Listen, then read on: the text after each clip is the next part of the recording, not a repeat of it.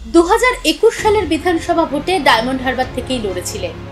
2024 লোকসভা ভোটেও সেই লড়াকু ছাত্রনেতার উপরেই আস্থা বামেদের। তবে নাম ঘোষণা হয়েছে একেবারে শেষ মুহূর্তে, নওশাদ সিদ্দিকী বিশ্বাসঘাতকতা করায়। মাসখানেক ধরে ডায়মন্ড হারবার আসনে খোদ অভিষেক বন্দ্যোপাধ্যায়ের বিরুদ্ধে লড়তে চেয়েও শেষ মুহূর্তে সরে গিয়েছেন আইএসএফ নেতা নওশাদ। সমালোচকেরা বলছেন ওই আসনে তৃণমূলের সঙ্গে ভালো রকমের আর্থিক বোঝাপড়া করে নিয়েছে আইএসএফ, দুর্বল প্রার্থী দিয়ে তৃণমূলের পথ নিষ্কণ্টক করেছে।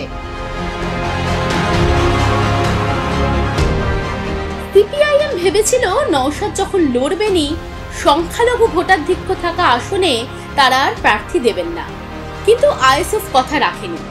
ফলে ডায়মন্ড হারবার আসনে দলের ঝকঝকে তরুণ নেতাদের মধ্যে অন্যতম প্রতিকুর রহমানকে বেছে নিয়েছে বামেরা। বর্তমান সাংসদ তথা তৃণমূল কংগ্রেসের 2 নম্বর নেতা অভিষেক বন্দ্যোপাধ্যায়ের বিরুদ্ধে সরাসরি লড়াইয়ে নেমেছেন এসএফআই এর প্রাক্তন রাজ্য সভাপতি প্রতিকুর রহমান। বর্তমানে সিপিআইএম এর রাজ্য কমিটির সদস্য এবং স্টুডেন্টস ফেডারেশন অফ ইন্ডিয়ার জাতীয় সহসভাপতি।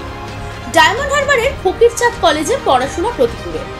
বাবা, মা, ভাই, স্ত্রী ও মেয়ের সঙ্গে ডায়মন্ড হারবারেই থাকেন তিনি। ডায়মন্ড হারবারের কেন্দ্রে নওশাদ প্রার্থী না হওয়াতে মজনু লস্করকে ওই কেন্দ্র থেকে প্রার্থী করেছে আইএসএফ।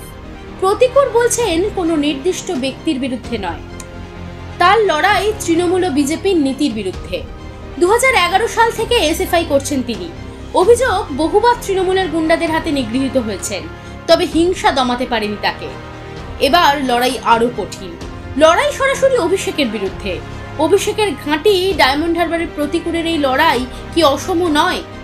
নওশাদের বিশ্বাস ভঙ্গের ফলে সংখ্যালঘু ভোট কি বামেদের ঘরে ফেরাতে পারবেন প্রতিকুর?